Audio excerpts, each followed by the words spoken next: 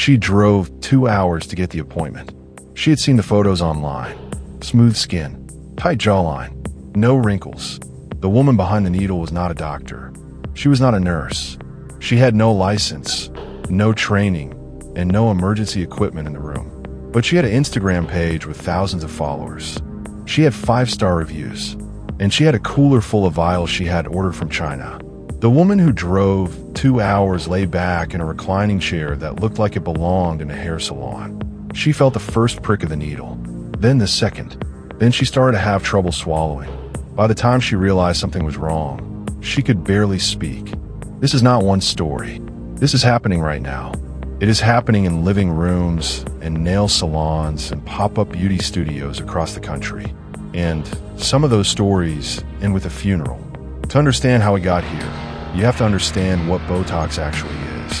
Botox is made from botulinum toxin. That is the most poisonous substance known to science. A single gram of it could theoretically kill over 1 million people if distributed correctly. In very tiny, precisely measured, medically controlled doses, it is safe. It temporarily paralyzes specific muscles. It smooths wrinkles.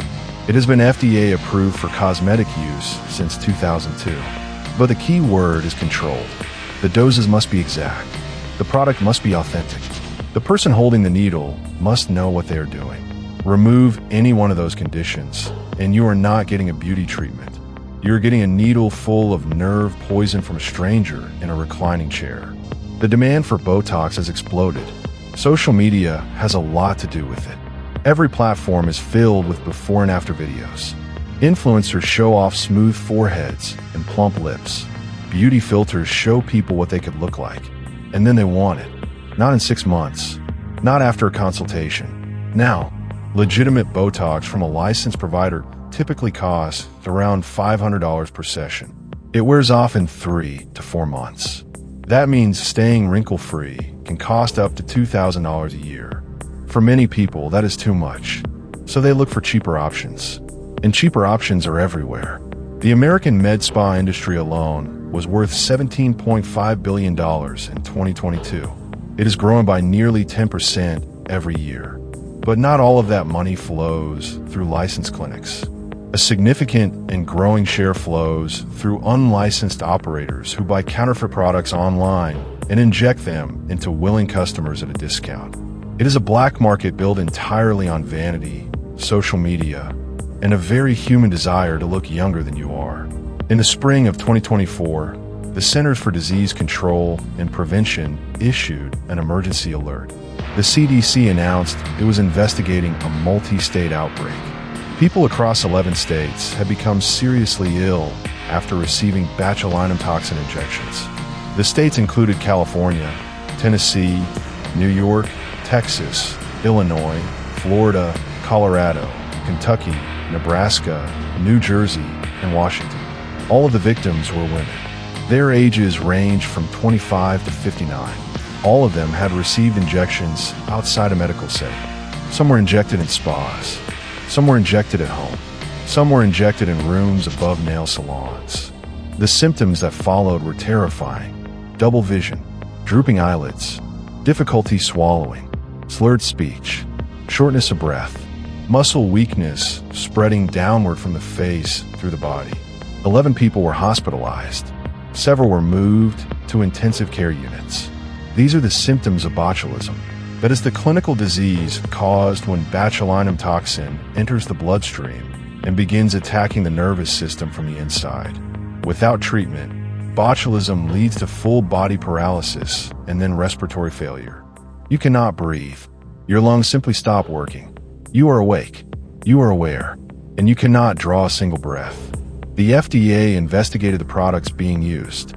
Investigators found vials being sold online that were labeled as Botox, but were not made by the manufacturer.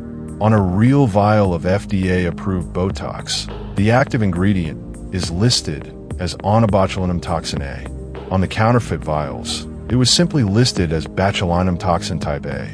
The packaging looked almost identical, but almost is the difference between a beauty appointment and a hospital bed. One batch had a batch number that belonged to a legitimate vial that had expired in August 2017. Some vials had the manufacturing location misspelled on the label. The people injecting these products did not catch these details, or did not look. One FDA official described the challenge of stopping these products. They come in without labels, without declarations, mixed in with regular shipments. The products are in every single state, in licensed and unlicensed settings. It is, one investigator said, like trying to find a needle in a haystack. Now consider the case of Joey Luther. Luther was a 54-year-old esthetician running a Manhattan spa called JGL Aesthetics. He had clients. He had reviews. He called himself an expert. He was not a licensed medical professional.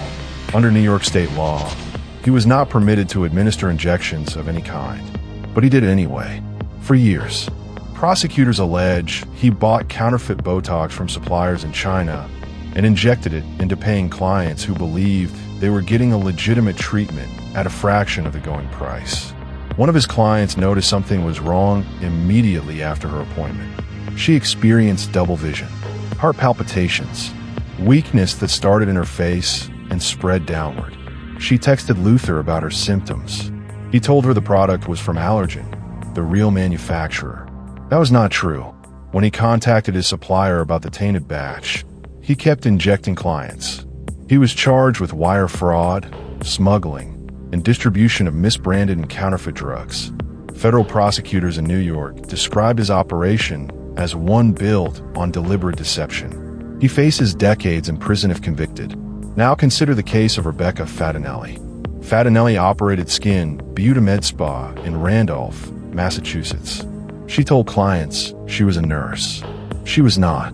She was an esthetician, and under Massachusetts law, she had no authority to administer injections.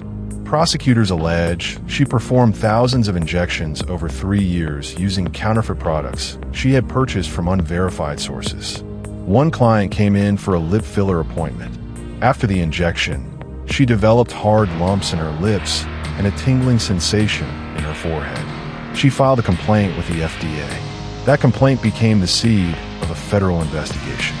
Fatinelli was charged with smuggling and dispensing counterfeit drugs. Her attorneys did not comment publicly. The case is still moving through the courts, but the women whose faces she injected are still living with the consequences. And then there is the case of Marja McClendon. McClendon traveled to Houston, Texas on April 24th, 2018. She had an appointment. She wanted cosmetic injections to enhance her body. The woman who met her was named Lisa Fernandez. Fernandez was unlicensed. She injected McClendon with silicone, not a cosmetic filler, industrial silicone. After the first round of injections, McClendon began to cough. She had trouble breathing. She told Fernandez she was in pain. She asked to stop. Fernandez stopped briefly, then continued. McClendon asked for a refund. Fernandez refused. She said she did not offer refunds. After the second round of injections, witnesses watched McClendon begin to cough up blood. She was rushed to a hospital. She died on April 30th, 2018. Her cause of death was listed as silicone pulmonary embolism. That means the silicone entered her bloodstream and blocked the vessels in her lungs. In January 2023, Lisa Fernandez accepted a plea deal. She was sentenced to 8 years in prison. She had continued performing injections while under investigation. Marja McClendon was someone's daughter. She was someone's friend. She drove to that appointment trusting that the person with the needle knew what they were doing. The people operating in this black market are not all operating the same way. Some are estheticians who convinced themselves they had enough knowledge to cross a legal line. Some are complete strangers to medicine who watched YouTube tutorials and ordered supplies from overseas marketplaces. Some are using the real product obtained illegally. Some are using counterfeit products that may contain anything: industrial chemicals, expired batches, concentrations far beyond any safe cosmetic dose. In 2004, a Florida doctor injected himself and 3 other people with a botulinum toxin preparation that had been intended for laboratory research only. The concentration was not calibrated for human use. Blood tests later revealed that all 4 patients had toxin levels between 21 and 43 times the estimated human lethal dose. They were extraordinarily lucky to survive. The same preparation, from a single full vial, contained enough toxin to theoretically kill over 14,000 adults. What links all of these cases is not just the product. It is the pipeline that delivers it. Counterfeit Botox is sold openly on major online marketplaces. It is shipped from overseas in packages that do not identify the contents. It arrives in apartments and storage units and back rooms. Someone buys a syringe. Someone builds a following on social media. Someone starts charging $150 for a treatment that would cost $500 at a licensed clinic. And someone's client drives 2 hours for the appointment. Former FDA investigator George Karavetsos warned that the problem has become almost impossible to contain. The agency's enforcement capacity has been reduced. The demand is not declining, and the unlicensed operators know that most clients will never report what happened to them. The embarrassment of having sought cheap black market injections keeps victims silent. That silence protects the people who hurt them. The courts have begun to respond. Lisa Fernandez got 8 years. Joey Luther faces decades. Rebecca Fatinelli is awaiting trial. In Texas, a woman named Veronica Navarro was sentenced to 5 years in federal prison after a client died from illegal silicone injections. Others in the same region were indicted on similar charges.